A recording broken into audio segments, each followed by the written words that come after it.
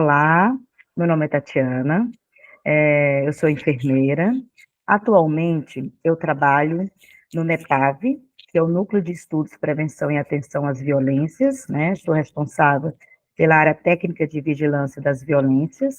Tenho uma larga experiência de vigilância epidemiológica na unidade do hospital de base, durante muitos anos, e atualmente no NEPAV, uma das minhas atribuições é a qualificação do banco de dados, né, da ficha de notificação, e também a capacitação, treinamento dos profissionais quanto ao preenchimento da notificação compulsória. Essa aula, ela foi elaborada, né, com base no acompanhamento periódico do banco de dados de violência do Distrito Federal, que nós fazemos aqui, né, visando facilitar o processo de preenchimento da ficha de notificação, né, dos profissionais de saúde, bem como a qualificação da informação como um todo. Então, nossa aula hoje é sobre a notificação compulsória de violência interpessoal autoprovocada. O que é violência? Qual o conceito de violência? Bem, segundo a OMS, em 2002, a Organização Mundial da Saúde, violência é o uso intencional da força ou poder em uma forma de ameaça, ou efetivamente, contra si mesmo, outra pessoa, ou grupo, ou comunidade, que ocasiona ou tem grandes probabilidades de ocasionar lesão, morte, dano psíquico, alterações do desenvolvimento ou privações. Ou seja, tem que haver a intenção de realizar o ato. Então, é o uso intencional da força que vai agredir, enfim, ou a pessoa, ou um grupo, ou uma comunidade. Então, esse é o conceito segundo a Organização Mundial da Saúde. E notificação compulsória? O que seria notificação compulsória? Bem, é a comunicação obrigatória à autoridade de saúde. Essa comunicação ela é feita pelos profissionais de saúde ou responsáveis pelos estabelecimentos de saúde públicos ou privados, né? Tanto a suspeita ou confirmação de doença, agravo ou evento de saúde pública, ou seja, não há necessidade de confirmar, né? Em caso de suspeita, já se realiza a notificação compulsória em relação à violência também. A notificação, ela pode ser imediata ou imediata. Imediata é quando ela tem que ser realizada em até 24 horas, e a imediata, ela é semanal. Ela se realiza em até 7 dias, né? Isso segundo o Ministério da Saúde, 2009. Falando de notificação, tem como falar sem falar do nosso sistema, que é o SINAM, né? O SINAM é o Sistema de Informação de Agravos de Notificação. O SINAM, ele é alimentado pela notificação e investigação de casos de doenças e agravos que constam na Lista Nacional de Notificação de Doença e Notificação Compulsória. Ou seja, o SINAM, ele permite realizar um diagnóstico da situação. Após a análise dos dados, consegue realizar esse diagnóstico da situação, e a gente consegue traçar um perfil epidemiológico, tanto dos agressores, como das vítimas, pessoas em situação de violência, que é o nosso caso, né? Para ter acesso ao sistema, ao SINAM, o profissional de saúde, ele tem que fazer um cadastro, aqui em Brasília, nas GIAs. A GIAs é a Gerência de Informação e Análise de Situação em Saúde. Após esse cadastro, o profissional tem acesso ao sistema. E eu sempre gosto de frisar a portaria 204, de 17 de fevereiro de 2016, o artigo 3º, onde diz que a notificação compulsória ela é obrigatória para todos os profissionais de saúde, tanto da rede pública como privada. Ou seja, nós, profissionais de saúde que estamos lidando com pacientes em situação de violência, temos a obrigação de realizar a notificação compulsória. Seja médico, enfermeiro, psicólogo, serviço social, técnico de enfermagem, enfim, todo e qualquer profissional de saúde que esteja lidando com pacientes em situação de violência, tanto na unidade pública como privada, tem a obrigação de realizar a notificação compulsória. Essa obrigação não é só da vigilância epidemiológica, não é só do CEPAG, por exemplo, é de todo e qualquer profissional que esteja lidando com a pessoa em situação de violência. Qual a importância da notificação? Por que a notificação é tão importante?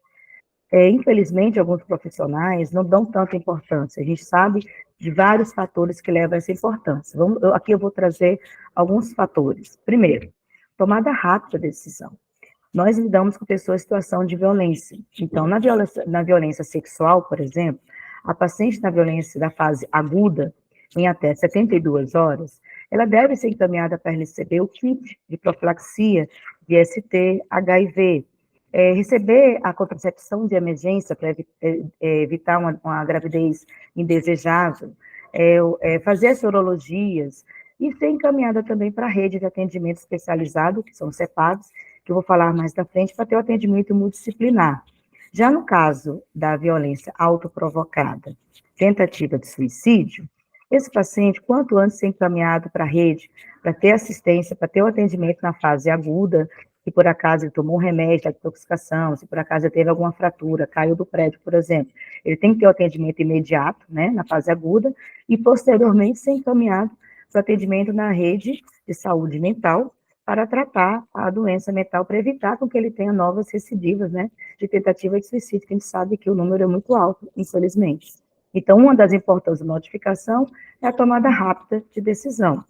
A outra, organizar a linha integral de cuidados para garantir o acesso a diferentes modalidades terapêuticas, ou seja, a gente encaminha o paciente, e nosso paciente em situação de violência precisa ter o atendimento da equipe multidisciplinar, onde vão ser elaboradas estratégias de enfrentamento às violências e apoio às vítimas.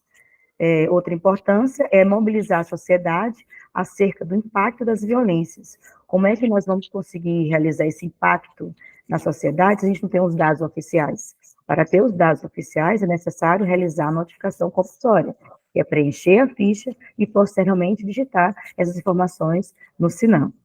Outra importância, promover a educação permanente dos profissionais de saúde, educação e outros, é o que nós estamos realizando aqui hoje com essa aula.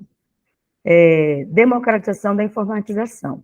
O uso sistemático de forma democrática do SINAM ajuda, favorece que os profissionais de saúde tenham acesso às informações e nós conseguimos passar essas informações para a comunidade, para a sociedade, através dos boletins e informes epidemiológicos.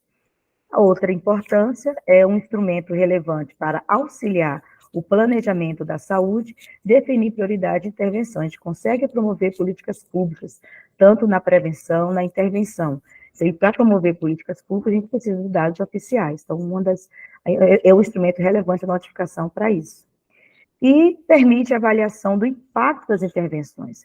A gente não só consegue fazer a avaliação no planejamento das ações, como a gente consegue também avaliar o impacto das intervenções com a notificação compulsória. Então, a gente espera que os profissionais de saúde sejam sensibilizados quanto à importância da notificação compulsória. Quais seriam os maiores desafios que nós temos em relação à notificação? Primeiro, a notificação não é denúncia. Alguns profissionais têm receio de realizar a notificação porque acham que está fazendo a denúncia, não é. Mas na frente eu vou falar a diferença entre notificação compulsória e comunicação externa. Então, notificação não é denúncia, notificação é questão de saúde pública, principalmente quando a gente fala de saúde pública protetiva, né, a gente consegue realizar isso, então não é denúncia. Outro desafio, subnotificação, isso é um grande desafio. Enquanto os profissionais de saúde não colocarem a notificação compulsória no seu processo de trabalho, a gente vai permanecer com a subnotificação. O nosso objetivo é diminuir até erradicar. Então, é um instrumento de suma importância que a gente consegue trazer o assunto para visibilidade, consegue promover as políticas públicas, tanto na prevenção, proteção e intervenção, e se não tiver a colaboração, a ajuda dos profissionais que atendem os pacientes, a gente não consegue diminuir ou até erradicar a subnotificação. Outro desafio, inconsistências. Inconsistência é o erro na hora de preencher a ficha ou na hora de digitar essas informações no sistema. Então, tanto o profissional que preenche a ficha física, quanto aquele que nem sempre é o mesmo profissional, né? Vai depender do fluxo da região. Ou aquele profissional que digita as informações no SINAM, no sistema, todos eles devem falar a mesma linguagem, devem ter os mesmos conhecimentos, para evitar essas inconsistências que são os erros na hora do preenchimento ou na hora de digitar as informações no sistema. Outro desafio é a incompletude. A incompletude são os dados incompletos na ficha, então faltam informações, essas informações são incompletas, então a gente precisa diminuir isso em relação à completude.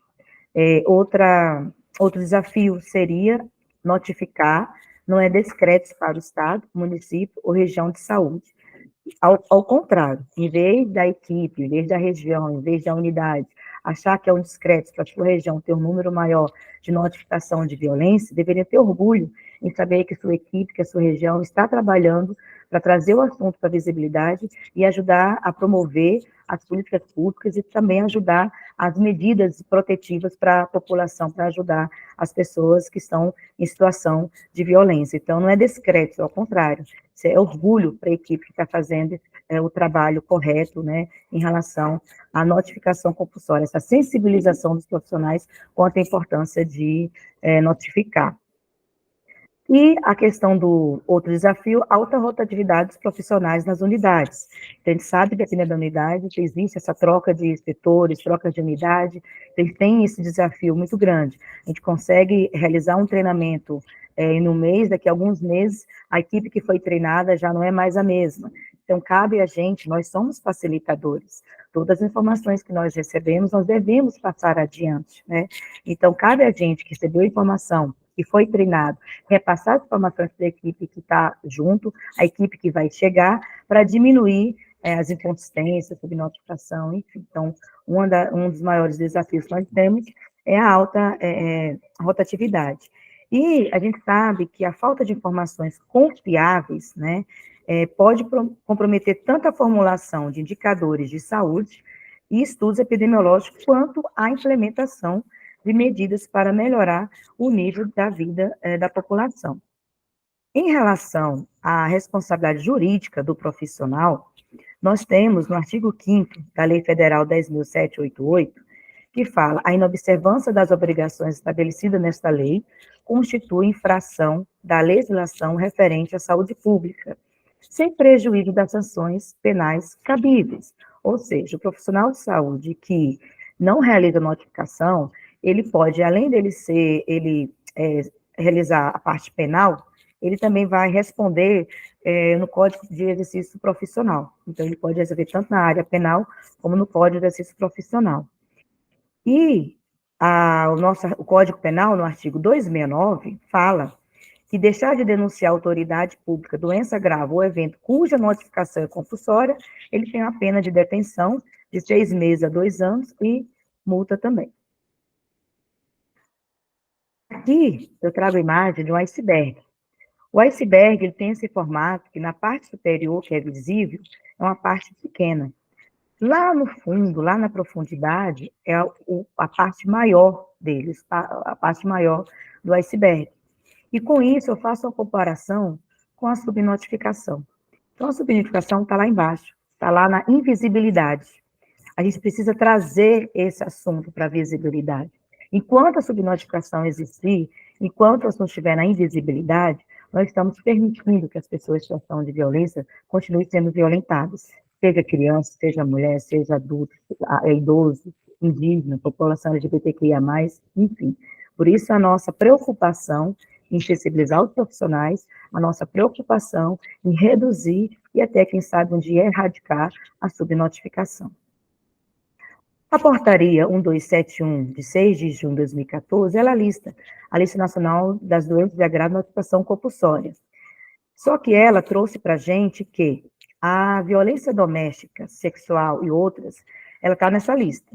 Já a violência sexual e tentativa de suicídio, ela é de notificação imediata, ou seja, tem que ser notificada em até 24 horas, como eu já falei anteriormente, porque da tomada rápida de decisão.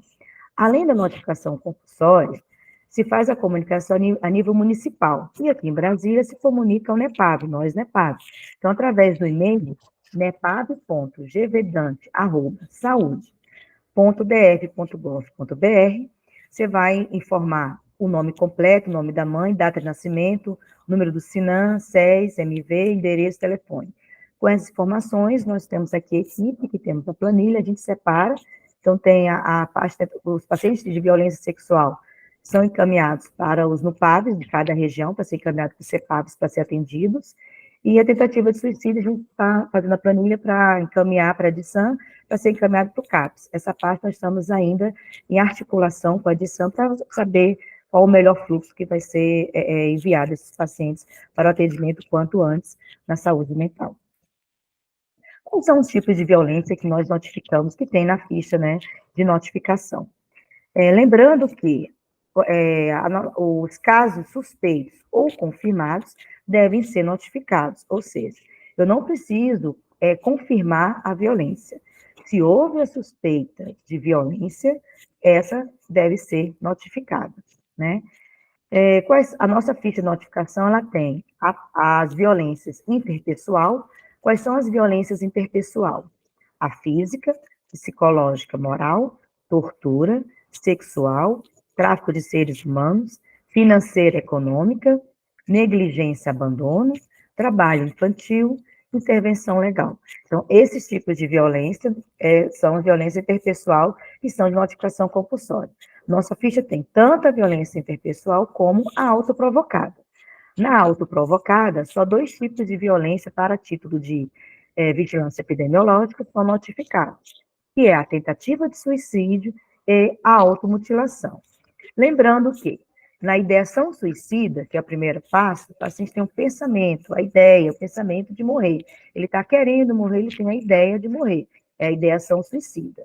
Nesse caso, não se realiza notificação compulsória. A segunda etapa é o planejamento suicida. O planejamento, ele vai planejar de como que ele vai realizar. Ele vai usar um remédio, ele vai pular da passarela, ele vai se enforcar. Então, é o planejamento suicida. Tanto a ideação como o planejamento não se realiza notificação compulsória. Agora, a tentativa de suicídio, que é a ação, que é o ato de realizar para tentar morrer, no caso, é notificado. É a automutilação, que é o autoflagelo, ele se corta, se fere, também é de notificação compulsória. A diferença é que na tentativa de suicídio se tem a intenção de morrer. Na automutilação não tem a intenção de morrer, ele se corta, se fere, se autoflagela, mas sem a intenção de morrer.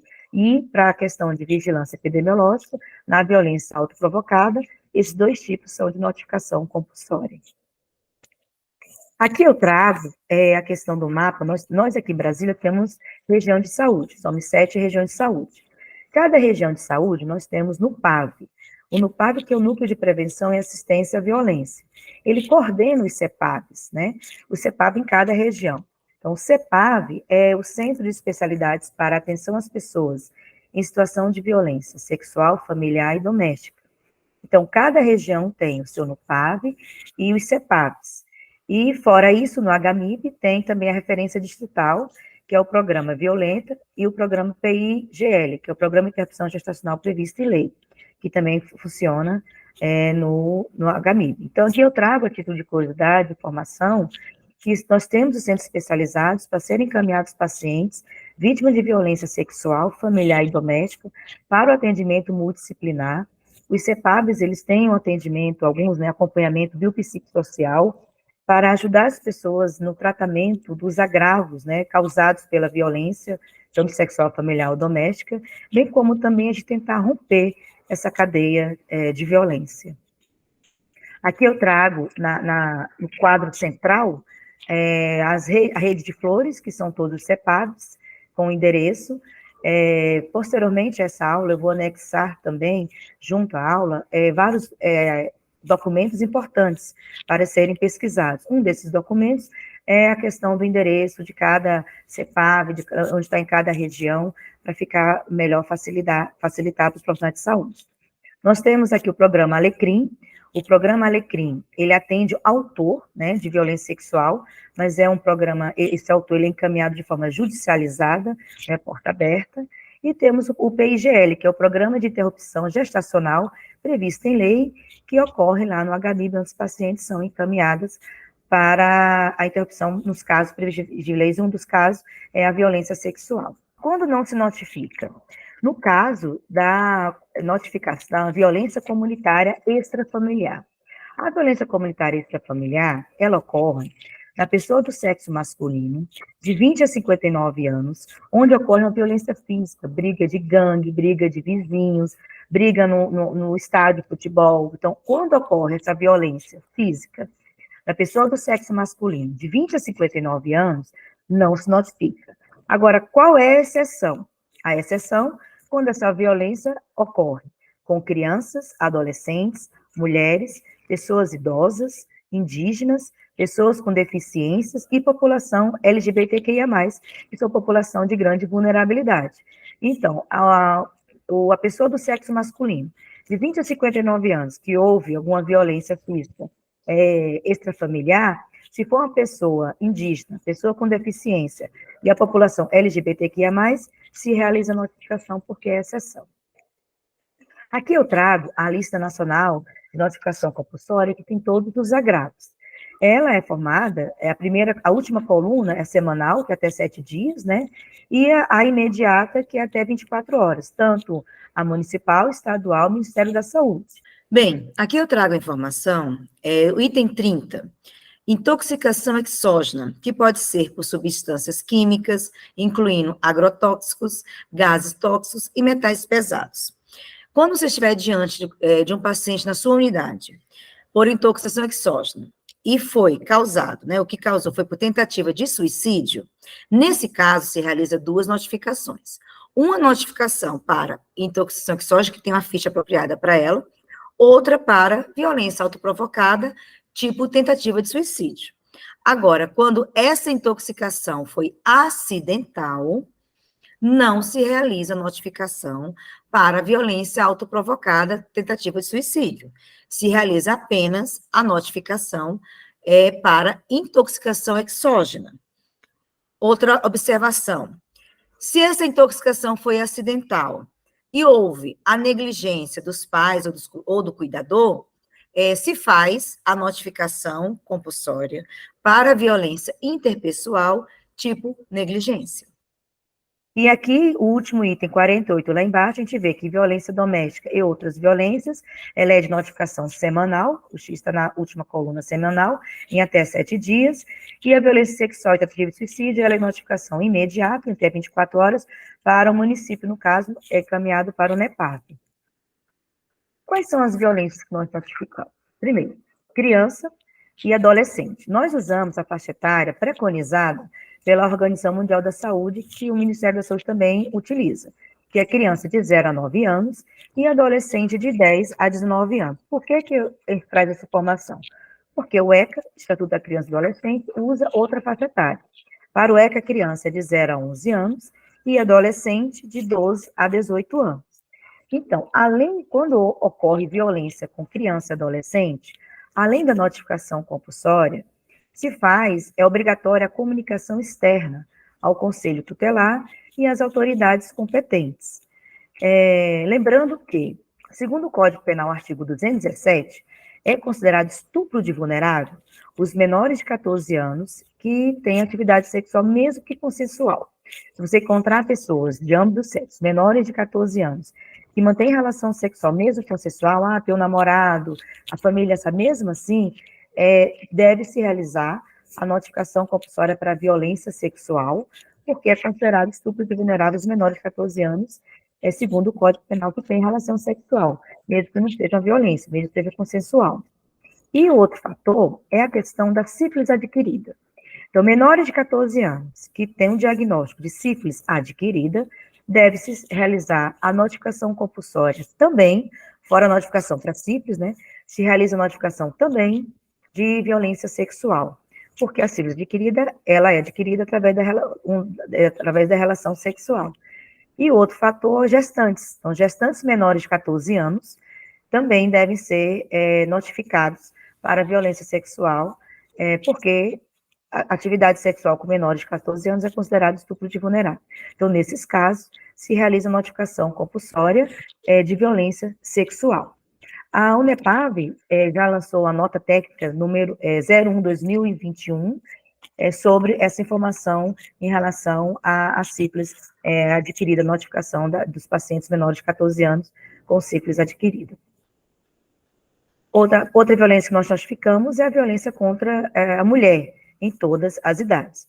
E aqui eu gosto de trazer a diferença, né? O conceito de diferença entre a notificação compulsória e comunicação externa, para não ter dúvida em relação à notificação compulsória, que não é denúncia, como eu falei anteriormente.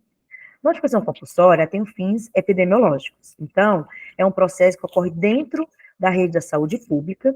Esse processo tem a questão do sigilo profissional, e as informações são, faz os perfis através das informações do SINAM. Então, a notificação é dentro do sistema da saúde pública. Essas informações têm um sigilo, ou seja, a pessoa que é notificada, ela não é identificada, as informações não são identificadas, e tem a questão dos fins epidemiológicos. Já a comunicação externa, ela é uma denúncia para apuração de crime. Então, nesse caso, se faz, né, a informação externa para a apuração do crime e é exterior à saúde pública. Então, assim, a informação sai da rede pública, saúde pública, externamente. E, normalmente, vai para a polícia, Ministério Público. Então, a comunicação externa é uma denúncia de apuração para crime. Lembrando que a comunicação externa pode ser tanto para a polícia, para o Ministério Público, em relação à violência contra a mulher, ela pode ocorrer com ou sem o consentimento da mulher em situação de violência. Quando ocorre com o consentimento, ela assina um termo de autorização, autorizando o profissional a enviar as informações, né, da comunicação externa para a polícia e o Ministério Público.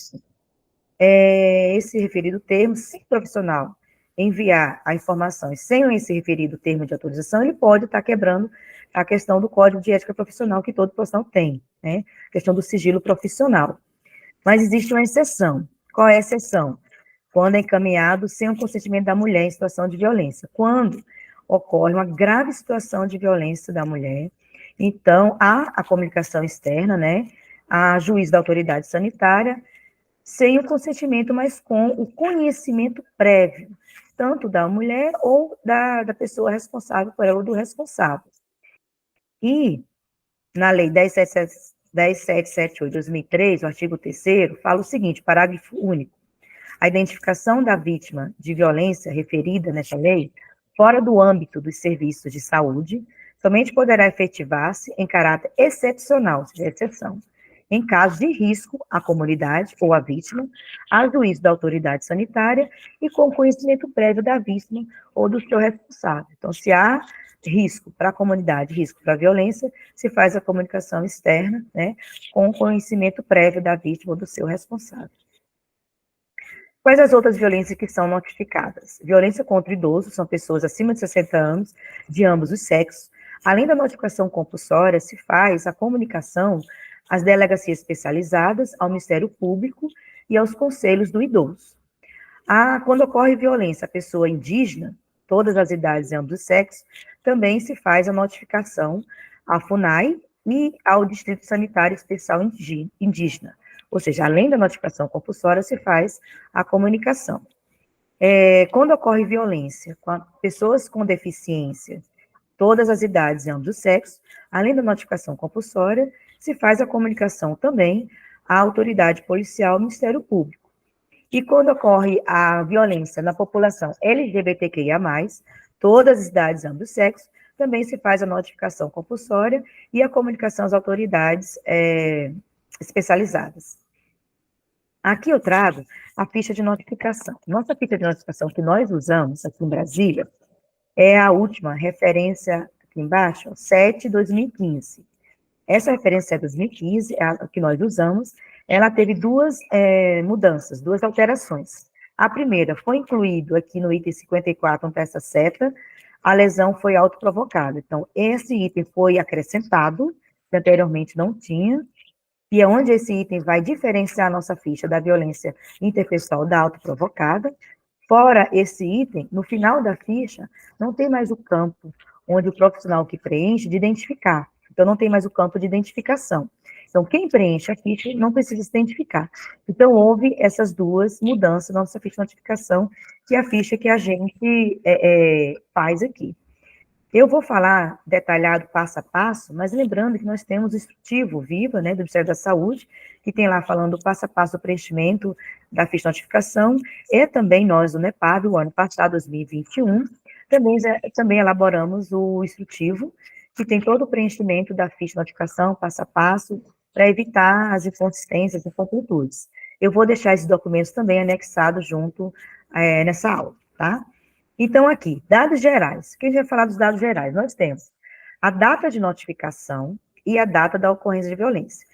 São diferentes. Data de notificação é o dia que você preenche a ficha de notificação. Data da ocorrência da violência é o dia que ocorreu a violência. Nem sempre essa data é a mesma. Pode ocorrer, mas nem sempre é a mesma. Então, data de notificação é o dia que você preencheu a ficha. Data da ocorrência da violência é o dia que ocorreu a violência. E tem algumas dúvidas em relação ao tempo oportuno, quando você encontra a paciente que você está atendida agora, mas a violência foi no passado. Então, segundo a última nota técnica do Ministério da Saúde, nota técnica 62, do Ministério da Saúde, que fala sobre vários temas, inclusive as inconsistências, ele relata o seguinte: se a paciente está em violência sexual contínua, crônica, foram várias violências, e ela chegou para você hoje, por exemplo, você vai colocar aqui na data da notificação a última agressão. Então, a última agressão você vai colocar a data de notificação, né? Perdão, a data de ocorrência da violência. Data de notificação, o dia que você está preenchendo, perdão. A data de ocorrência da violência é colocar a última agressão. As outras agressões você pode mencionar lá na observação no final da ficha e no item que tem se houve repetição da violência. Então, se for um caso contínuo, violência doméstica contínua com o mesmo autor, você pode colocar a data da ocorrência da última violência e mencionar as outras violências. Agora, se foi várias violências, de autores diferentes, momentos diferentes, é uma notificação para cada violência. Então, aqui lembrando, só para refrisar, data de notificação, o dia que você preenche a ficha, e data da ocorrência da violência, o dia que ocorreu a violência. Lembrando que é importante colocar o item 7 aqui, nome da unidade notificadora, para a gente saber qual foi a unidade, quando a gente precisa entrar em contato, para saber alguma informação, corrigir alguma inconsistência, enfim. E também para encaminhar o paciente depois, posteriormente, para a área, né, para atendimento na secundária, na área dele. Aqui, nome do paciente, de preferência, nome do paciente completo, sem abreviatura, data de nascimento, colocar a data de nascimento de forma correta, chama a atenção de inconsistência, já colocou a data de nascimento, colocou a data da ocorrência da violência, então há inconsistência na idade do paciente, quando se erra a data de nascimento, ou se erra a data da ocorrência da violência. Então, quando você preenche a data de nascimento, automaticamente a idade vai aparecer. A questão da gestante, é muita inconsistência quando você preenche aqui gestante fora, preenche positivo, ou 1, 2 ou 3, fora da idade do período fértil. Ou seja, encontrei, vamos supor, criança de 2, 3 anos, marcada aqui como gestante, ou uma idosa de 70, 80 anos, marcada como idosa. Então, isso é grande inconsistência, porque está fora do período fértil. A escolaridade também em relação à idade, vamos supor, criança com ensino superior completo, então é grande inconsistência. Eu chamo a atenção ao item 15, raça-cor, tá, de outra cor, porque eu não encontro inconsistência. A gente encontra muito ignorado ou em branco. A gente sabe que é uma informação autodeclarada, né, e a gente sabe também que muitas vezes a notificação ela é feita, busca ativa no prontuário, se não tem acesso ao paciente, então essa informação pode dificultar, mas seria muito bom que essa informação já tivesse no prontuário, no cadastro do paciente, ou nas evoluções de pacientes, também já facilitaria.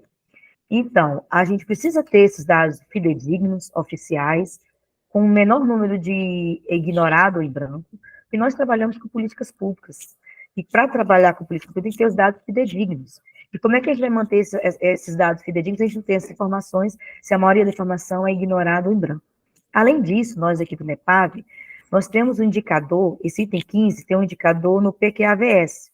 PQAVS é o Programa de Qualificação das Ações de Vigilância em Saúde. Nós temos o indicador 14, onde fala a proporção do preenchimento desse item do número 1 ao número 5, ou seja, tem que ser preenchido. Branco, preto, amarelo, parda ou indígena.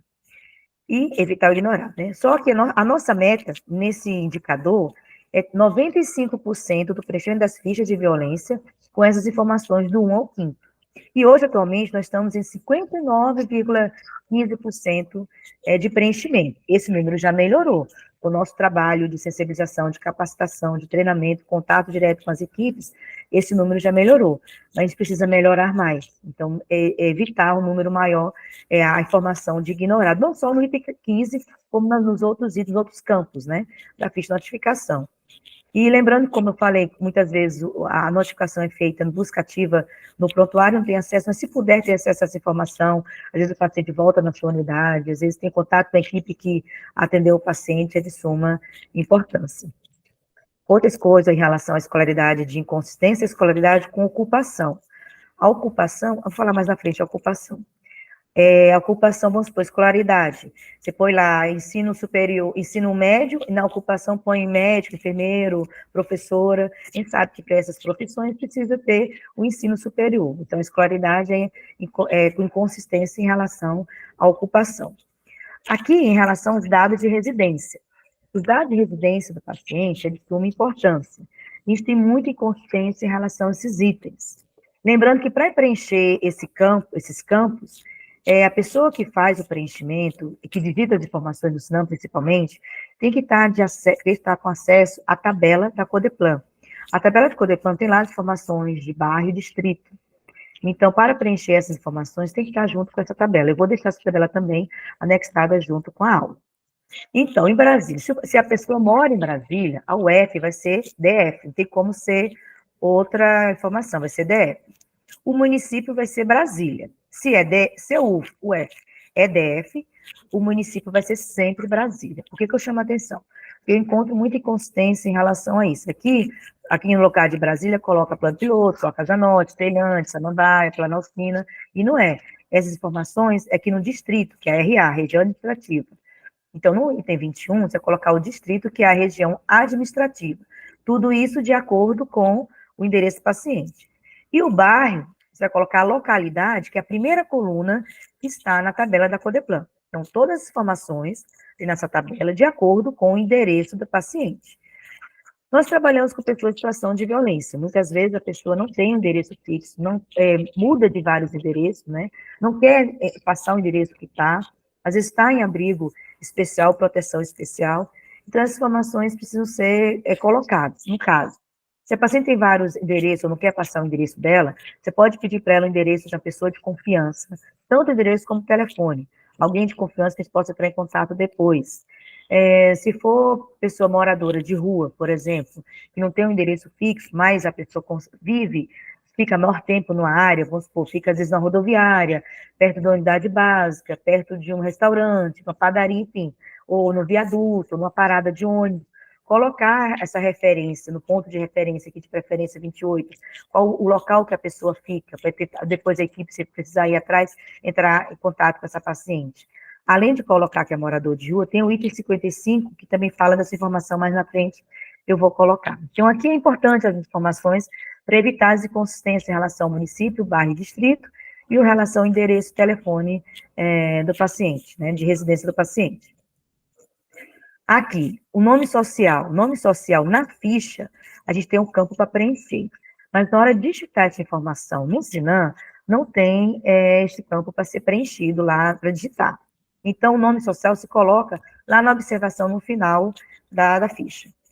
A ocupação em relação à inconsistência, eu falei, em relação à escolaridade, tanto a ocupação com escolaridade tem algumas inconsistências, né? E em relação à idade. Vamos supor, já vi criança com 2, 3 anos, aqui na ocupação médico, professora, então isso é inconsistência. A mesma coisa com a situação conjugal e estado civil. Criança, casado, separado, então isso é inconsistência. Então, muita observação na hora de preencher a ficha. Lembrando que o preenchimento da ficha é de acordo com a data, o momento da violência, né? Em relação à orientação sexual, identidade de gênero, e se possui algum tipo de deficiência, a gente não tem inconsistência, mas tem aqui a mesma coisa da raça-cor. Muito ignorado e muita informação em branco. A gente precisa dessas informações para promover as políticas públicas, a gente precisa dar encaminhamento aos dados oficiais. Então, se não tem essa informação, se for conseguir procurar com a equipe que atendeu, ou no prontuário do paciente, ou se o paciente vai retornar à sua unidade, enfim, se conseguir as informações é de suma importância para a gente reduzir a questão do ignorado ou informação em branco, tanto orientação sexual como idade de gênero. A mesma coisa, pessoa com deficiência. Aqui, se você sabe que a pessoa tem algum tipo de deficiência ou transtorno, marca 1, no item 39 tem que ter alguma marcação. Por que eu chamo a atenção? Porque eu já encontrei ficha que marca aqui, por ser algum tipo de deficiência, 1, E no item 39, em branco ou ignorado. Então, isso é inconsistência. Tem transtorno, tem definição, ok. Qual é? É física, intelectual, visual, auditiva, transtorno mental, comportamento ou outras? Só a título de curiosidade, algumas pessoas têm alguma dificuldade, enfim, na questão do transtorno mental, o que que entra aqui no transtorno mental? Depressão, esquizofrenia, transtorno do espectro autista, que é o TEA, o transtorno bipolar afetivo, o TOC, que é o transtorno obsessivo compulsivo. Então, tudo isso entra no transtorno mental. Já no transtorno de comportamento, entra a questão da síndrome do pânico, déficit de atenção e hiperatividade. Em outras, eu vou marcar a deficiência ou transtorno que não foi mencionado aqui anteriormente. Isso aqui eu vou marcar outras síndromes, por exemplo, síndrome de Down, síndrome de Wilson. Então, essas outras síndromes que não foram mencionadas anteriormente, eu vou marcar aqui. Por que eu chamo a atenção? Porque eu já encontrei aqui em outras, depressão, já encontrei aqui problema visual, por exemplo, paraplegia. Então, isso é uma deficiência física. Então, já tem aqui. Então, em outras, eu vou mencionar o transtorno ou deficiência que não foi mencionado anteriormente. Em relação ao dado da ocorrência da violência, se eu sei onde é que foi, o município, o endereço, ok, ótimo. Se eu não sei, pelo menos o município, o bairro, é bom colocar. Agora, local de ocorrência é de suma importância. Qual foi o local que ocorreu a violência? Residência, escola, bar, via pública, indústria. O maior local de ocorrência, a gente tem, lá na frente eu vou passar também, é a residência, depois é a questão da via pública.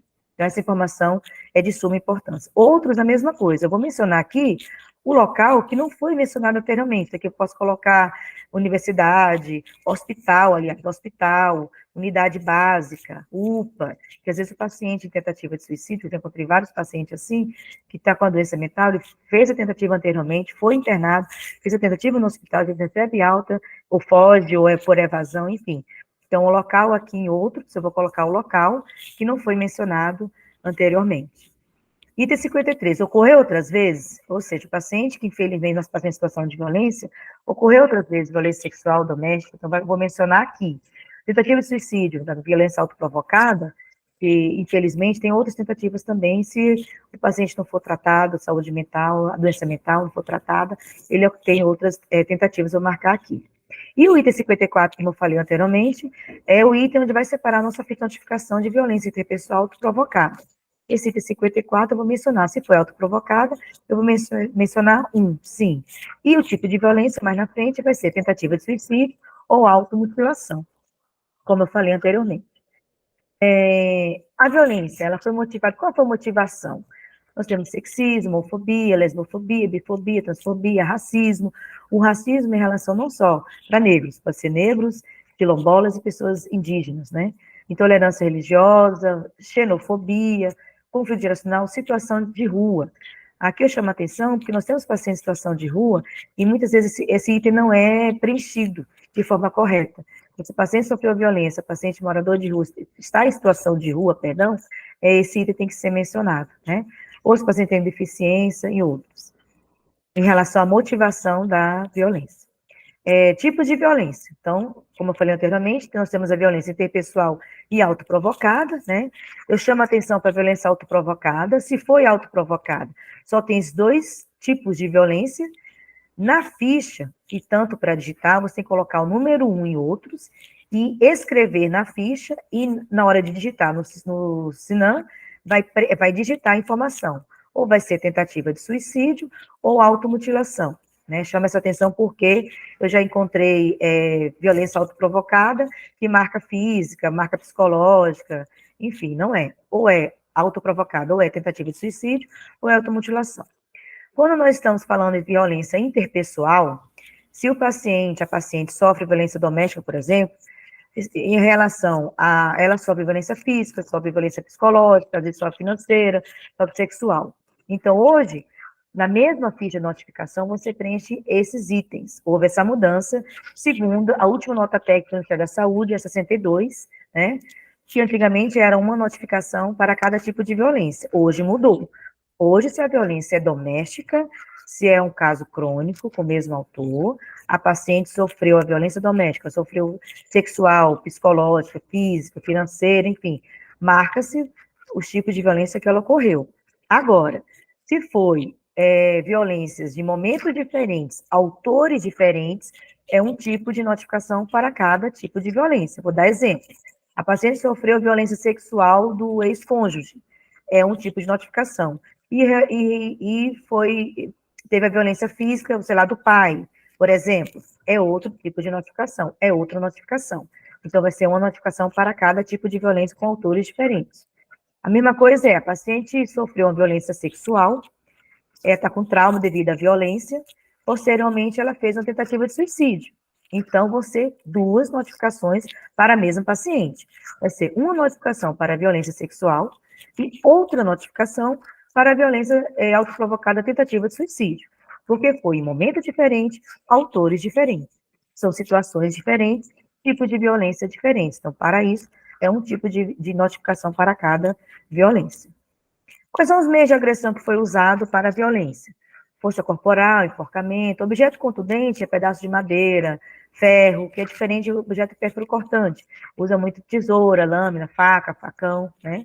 Substância química, objeto, fogo, cigarro, envenenamento e intoxicação. Chama atenção aqui. Se você encontra paciente com intoxicação e envenenamento, você vai marcar aqui nesse item. Porque na ficha só tem envenenamento. Na hora de digitar tem a parte de intoxicação. Por que eu chamo a atenção? Porque eu já encontrei lá em outros, marca um e bota aqui intoxicação, bota aqui envenenamento. Não. Em outros, eu vou mencionar o meio de agressão que não foi mencionado anteriormente. Então, aqui eu vou colocar o quê, por exemplo? O paciente pulou da passarela, pulou do viaduto, pulou do 10º andar, do 2º andar, se jogou contra o carro, então estava andando o carro em movimento, se jogou do carro, provocou um acidente, um atropelamento. Então, eu vou colocar esse meio de agressão aqui em outros, que não foi mencionado, né? O meio de agressão que não foi mencionado anteriormente, eu vou colocar aqui em outros. Em relação à violência sexual, se houve violência sexual, a gente tem que saber qual tipo de violência. Foi assédio sexual, foi estupro, foi pornografia infantil, exploração sexual, outros. Então, se houve a violência, qual foi o tipo? Então, eu já encontrei ficha de violência sexual marcada como violência sem ter o tipo de violência. Chama atenção aqui para pornografia infantil. É inconsistência você marcar pornografia infantil para pessoas acima de 18 anos. A gente sabe que são crianças e adolescentes que são mostrados vídeos, ou são feitos vídeos, ou mostrados vídeos de crianças e adolescentes, né? Ou passa adiante, ou comercializa, enfim. Então, pornografia infantil, crianças e adolescentes. Houve a violência, qual tipo? Qual é o procedimento realizado? Foi encaminhada essa paciente para fazer a profilaxia, IST, HIV, hepatite B?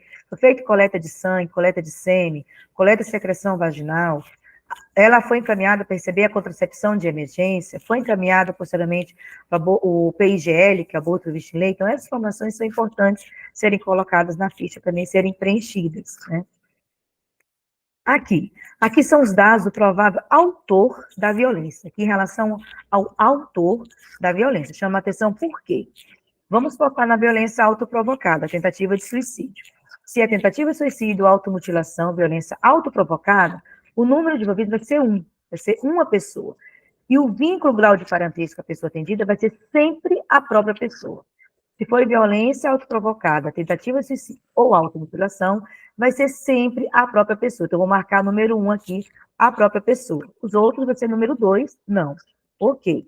A mesma coisa para o sexo provável do autor. Se eu sei que é a própria pessoa, eu sei que é o próprio paciente, e o sexo já está lá no cadastro do paciente, na primeira parte, eu vou marcar aqui qual é o sexo do paciente, da mesma forma como vou marcar o ciclo de vida provável do autor da violência. Por que eu chamo a atenção? Porque fazendo a qualificação do banco, eu já encontrei ficha de notificação de violência autoprovocada, marcada aqui pai, mãe, namorado, padrasto, amigos, e às vezes marca a pessoa que está acompanhando a paciente no hospital. E não é esse vínculo parentesco com a pessoa atendida, é o autor, isso aqui é em relação ao autor.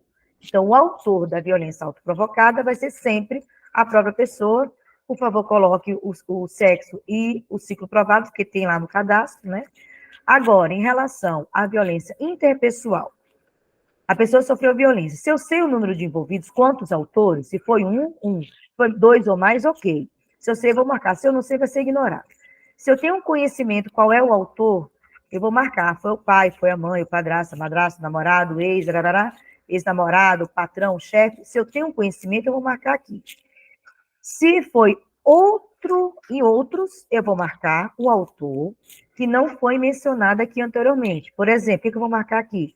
Um vizinho, sobrinho, tio-avô, avô-drasto, que é o marido da avó, primo, já falei. Então, aqui eu vou marcar sobrinho, eu vou marcar esses autores que não foram mencionados anteriormente, né? Então, se eu tenho essa informação do autor, eu vou colocar. Ah, mas foi um autor desconhecido, marca aqui desconhecido. Ah, mas a paciente não sabe quem foi. É desconhecido. Ah, é ignorado, não tem nenhuma informação. Aí vai colocar ignorado, as outras informações. Mas se eu tenho as informações, vou procurar saber quem foi o autor, o sexo, de preferência, se souber, claro, se souber essa informação, o ciclo provável do autor. Em relação aos encaminhamentos, a paciente foi encaminhada para a rede de saúde, assistência social, CRAS, CREAS, educação, creche, saúde, atendimento à mulher, centro especializado, conselho tutelar, a criança foi encaminhada ao conselho tutelar, conselho do idoso, delegacia de atendimento ao idoso, centro de referência de direitos humanos, Ministério Público, as delegacias especializadas de proteção à criança e adolescente, delegacia da mulher, atendimento à mulher, justiça da infância e juventude, defensoria pública. Então, se for encaminhada, eu vou marcar. Se não for encaminhado, se estiver atendendo esse paciente e tiver indicação de ser encaminhada, você encaminha para o profissional de saúde. Você encaminha e marca que foi encaminhado.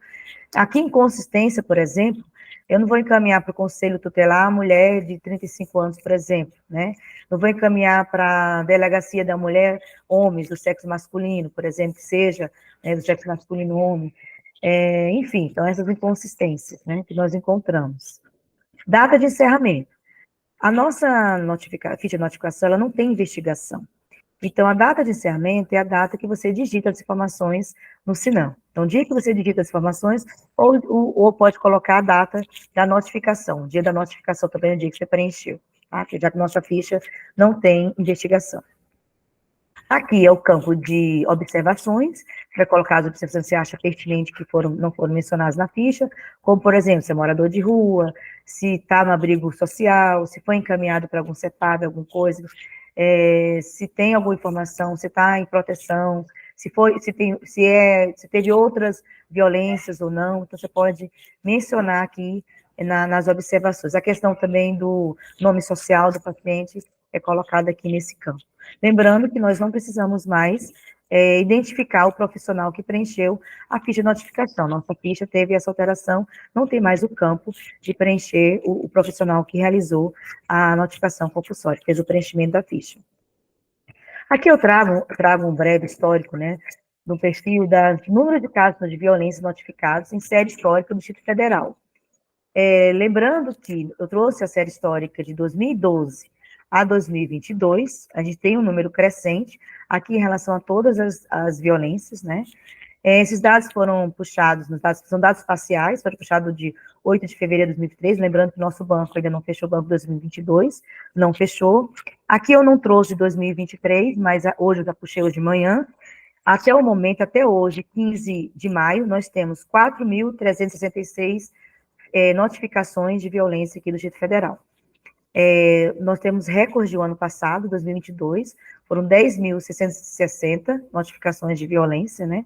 Então, é um número crescente. Lembrando que os anos anteriores, a gente teve várias portarias que foi acrescentado a importância da notificação, a sensibilização dos profissionais de saúde em relação à notificação compulsória, e também houve um aumento das violências, infelizmente. Número de casos de violência sexual, física, psicológica, negligência, tentativa de suicídio notificados por tipo de violência em série histórica no Distrito Federal. Aqui eu trouxe só a violência sexual, física, psicológica, negligência, tentativa de suicídio, que são os 5 tipos de violência que mais comum, que mais tem notificação em relação às outras notificações. Então, a gente tem, visualiza, né, sempre crescimento. Em primeiro lugar, tem a tentativa de suicídio, está aqui em 2022, houve, né, sempre acresce, lembrando que antes, 2012 a 2014, não é que não tinha tentativa de suicídio, não tinha violência autoprovocada, tinha, mas a gente não tinha portaria não tinha essa sensibilização, e a partir de 2014, 2015, onde teve portaria para acrescentar a questão da violência autoprovocada também na nossa ficha de notificação, sem falar do trabalho da saúde mental em relação à sensibilização da saúde mental e também dos profissionais de saúde quanto à importância da notificação. Então, houve esse acréscimo também, o crescimento da notificação, houve o crescimento também das violências, a gente sabe disso, né?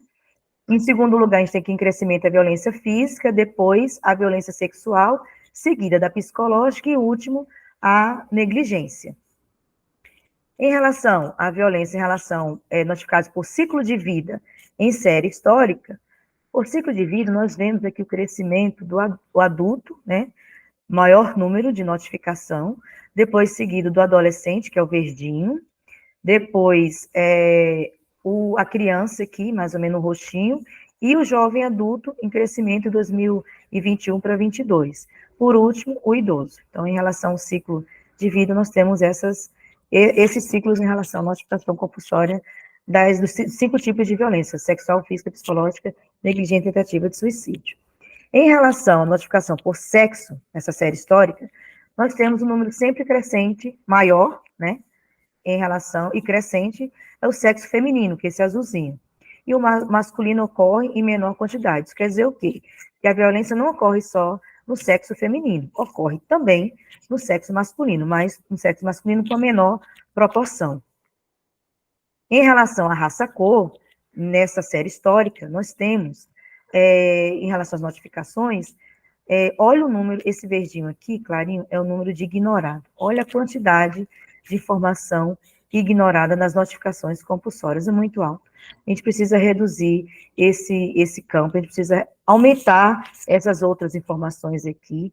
Nós temos a parda, né, em crescente, depois a branca, que é o vermelhinho, a preta, branca, a amarela indígena quase embaixo aqui, mas com certeza, se tivesse um número menor dessa informação ignorada, esses outros aqui seriam bem maiores. Em relação à notificação, em relação à deficiência e transtorno, né, na série histórica, nós temos de 2012 a 2017, um número mais ou menos similar. A partir de 2017, houve crescimento, né, em relação à notificação do transtorno comportamental, né, seguido do transtorno mental. Esses transtornos acontecem tanto nos pacientes que sofrem violência interpessoal, aqueles que tentaram, né, com a violência provocaram a violência, tentativa de suicídio ou automutilação. Esses 2 casos também ocorrem nas 2 fichas, né? Então, como a gente vê aqui, há um número maior de transtorno comportamental, depois seguido de transtorno mental e as outras deficiências e transtornos, mais ou menos, no mesmo parâmetro. Em relação ao local de ocorrência. Então, em relação ao local de ocorrência na série histórica, nós vimos o grande número em relação à residência. Então, a gente tem aqui a residência, que é o local de ocorrência maior quantidade, a violência ocorre tanto na residência do autor, como da residência da vítima, né? Então, tem um número maior, é seguido pela local via pública e também outros, né, em outros locais. Então, em primeiro lugar, nós temos aqui, em relação ao local de ocorrência, a residência, que pode ser tanto a residência do autor como da vítima. Em relação ao autor, né, na série histórica, nós temos que até 2017 estava mais ou menos equivalente, né, os autores. A partir de 2017, o número aumentou de notificação em relação à própria pessoa, esse azul é a própria pessoa, houve aumento de notificação de tentativa de suicídio, né, por vários fatores, então tem um número maior aqui, seguido de desconhecido, amigos, conhecidos, outros vínculos, pai, cônjuge, mãe, padrasto, ex-cônjuge e namorado. Em relação à escolaridade na série histórica, nós vemos, a quantidade, esse azul é a quantidade de ignorado. Olha o tanto de informação ignorada que nós temos nesse campo também, que nós precisamos enfatizar, sensibilizar e ir atrás dessas informações, para ter essas informações mais fidedignas, né, possível. Então, muita informação ignorada no campo escolaridade. Já em relação à região de saúde aqui no Distrito Federal, na nossa série histórica, nós temos que houve um número maior de notificação na região sudeste, lembrando que a violência física, que é essa roxinha aqui, ela é maior, né, em todas as outras regiões, tá? Ela segue da tentativa de suicídio, depois a sexual. Então, primeiro, número de notificações físicas, segue da tentativa de suicídio sexual, e assim sucessivamente. Então, a região sudoeste tem o maior número de notificações, né? Depois vem a região leste, depois a norte, depois a oeste, assim sucessivamente. Nós devemos trabalhar em equipe, uma articulação interna, essa articulação interna com um único alvo. Qual é o nosso alvo? O nosso alvo é o nosso paciente em situação de violência. Se a gente conseguir trabalhar em equipe, todas as peças sejam encaixadas para ajudar a promover, encaminhar nossos pacientes para o atendimento de qualidade, para que consigamos reduzir ou até romper a cadeia de violência, a gente está promovendo a saúde, está promovendo a educação dos profissionais, está promovendo o que reduza o número de violência. A gente está conseguindo promover melhor qualidade na assistência, melhor qualidade no tratamento, no encaminhamento, e nossos pacientes consigam ter um tratamento para reduzir os danos causados pela violência, reduzir os transtornos mentais e conseguir um tratamento de qualidade efetivo. Para finalizar, eu gostaria de deixar essa frase: silenciar é permitir. Quando a gente silencia, a gente permite que nossos pacientes continuem no ciclo de violência, seja mulher, seja criança, seja idoso. E notificar é cuidar. Quando a gente notifica, a gente está cuidando, a gente está encaminhando, a gente está promovendo a saúde, está encaminhando esse paciente para atendimento, tratamento de qualidade. Deixo aqui para vocês o link, o nosso e-mail, né?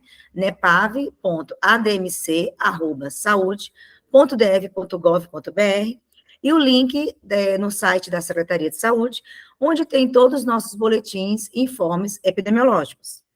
Espero ter contribuído com informações necessárias para um bom preenchimento da ficha de notificação compulsória de violência interpessoal autoprovocada e também sensibilizar os profissionais quanto à importância da notificação compulsória, para que a gente possa ter políticas, dados fidedignos, né, com qualidade para promover as políticas públicas.